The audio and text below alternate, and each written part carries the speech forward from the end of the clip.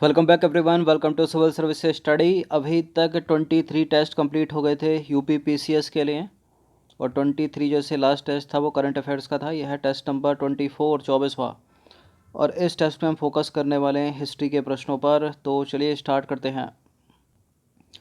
देखिए, इस पूरी की पूरी टेस्ट सीरीज़ की प्लेलिस्ट का लिंक आपको डिस्क्रिप्शन बॉक्स में मिल जाएगा। वहाँ पर आप टेस्ट नंबर 1 से लेकर 24 तक पहुँच सकते हो। तो प्रश्न क्रमांक संख्या 1 पर आ जाइए। निम्नलिखित कथनों में से कोई एक गलत है, और पक्का गलत है क्योंकि कोई ऐसा ऑप्शन नहीं है उपरोक्त में से कोई नहीं वाला। जन प्रशासन की नींव वॉरेन हेस्टिंग द्वारा मजबूती से रखी गई, जिस पर ऊपरी संरचना कॉर्नवालिस ने की।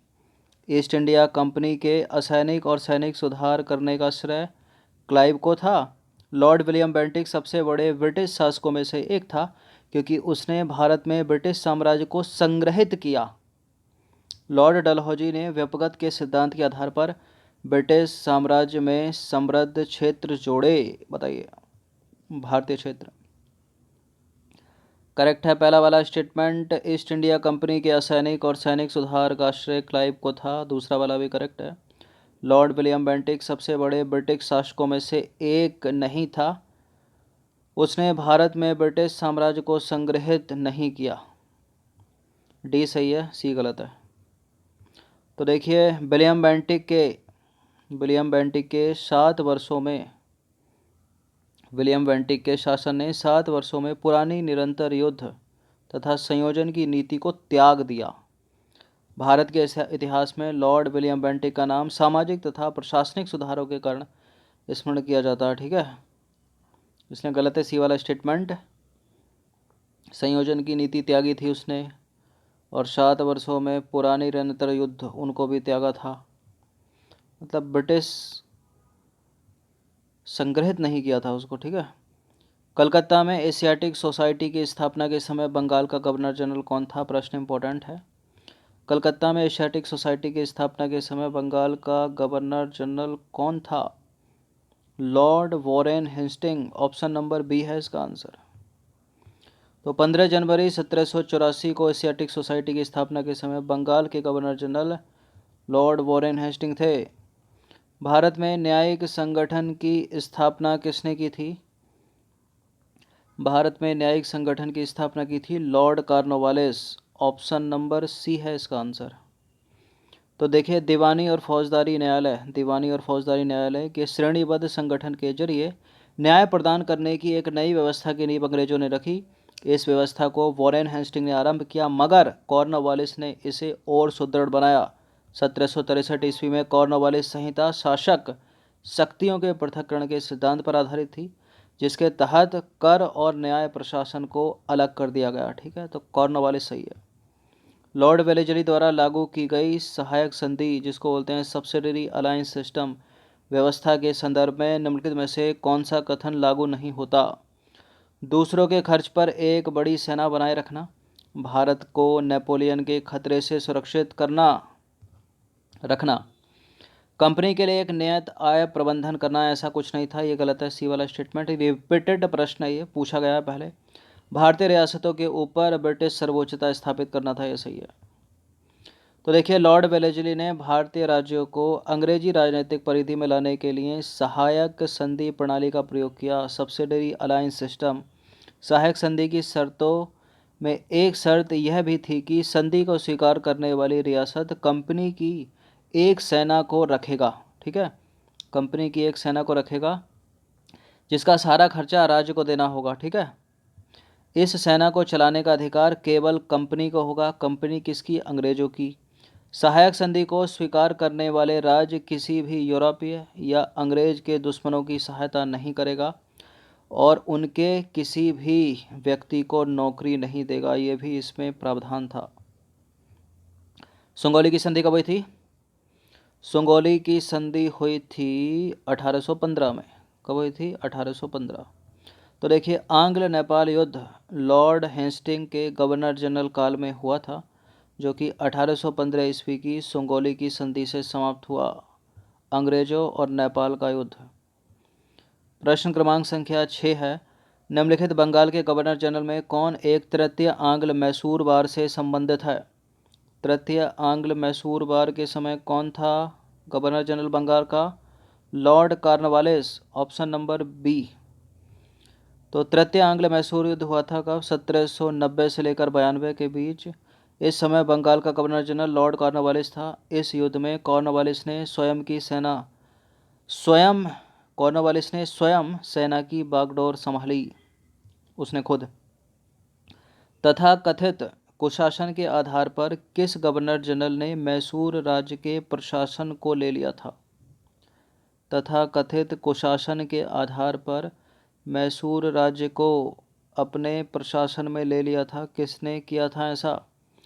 लॉर्ड हेस्टिंग, लॉर्ड हार्डिंग तो नहीं था, बताइए। वेलेजली, लॉर्ड हेस्टिंग या विलियम बेंटिक, किसने किया था?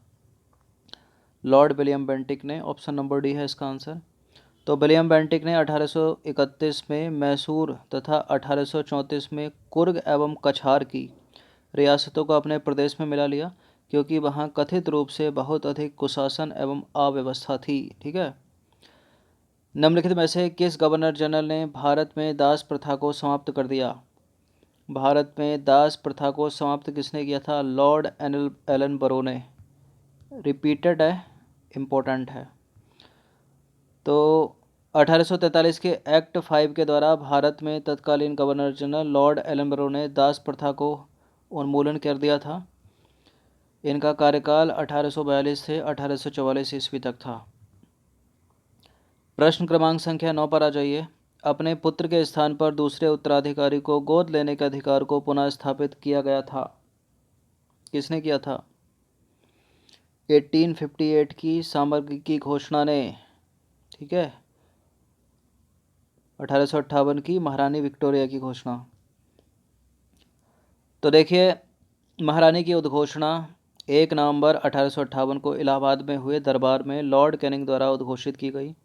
इसमें भारतीय देशी राज्यों के प्रति नीति को भी व्यापक रूप से परिवर्तित किया गया और ब्रिटिश साम्राज्य के लिए संभावित किसी संकटापन्न स्थिति से बचाव के लिए उनका प्रयोग करने हेतु उन्हें तैयार किया गया। विजय और विलय की नीति का पूर्णतः परित्याग कर दिया गया और देशी राज्यों के शासकों को उत्तराधिकारी गोद लेने की अनुमति दी गई। पब्लिक वर्क्स डिपार्टमेंट को 1845 से 55 के दौरान स्वरूप देने वाले थे, कौन थे? Cornwallis, Dalhousie, Auckland, Hasting. Public works department 1848 से 1855, 10 वर्ष तक, क्या है? Dalhousie, option number A. तो डलहौजी से पूर्व सार्वजनिक निर्माण का कार्य एक सैनिक बोर्ड पर था और इसके कार्यकाल में पहली बार एक अलग सार्वजनिक निर्माण विभाग बनाया गया और सार्वजनिक उपयोग के कार्य के लिए बहुत सा धन खर्च किया जाने लगा। किस वायसराय की हत्या अंडमान निकोबार द्वीप समूह में एक दंडित अपराधी द्वारा कर दी गई थी? किस वायसराय की हत्या अंडमान निकोबार द्वीप समूह में एक दंडित अपराधी के द्वारा कर दी गई थी? लॉर्ड मेयो की गई थी। सी है इसका आंसर। तो देखिए, लॉर्ड मेयो की हत्या अंडमान निकोबार द्वीप समूह के भ्रमण के दौरान जब वो घूम रहे थे, एक कैदी द्वारा उनको मार दिया गया। मेयो प्रथम गवर्नर जनरल था जिसकी हत्या उनके कार्यकाल के समय की गई। कौन भारत का वायसराय सबसे दीर्घ काल तक रहा? इनमें से सबसे दीर्घ काल तक कौन रहा? इसमें यही रहा, कर्जन, ऑप्शन नंबर ए। तो उपर्युक्त दिए गए वायसराय में से लॉर्ड कर्जन भारत में सर्वाधिक 7 वर्ष तक।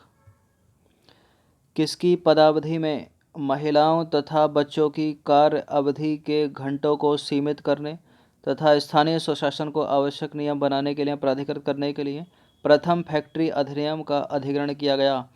एक वर्ड है यहाँ पर, स्वशासन, स्थानीय स्वशासन।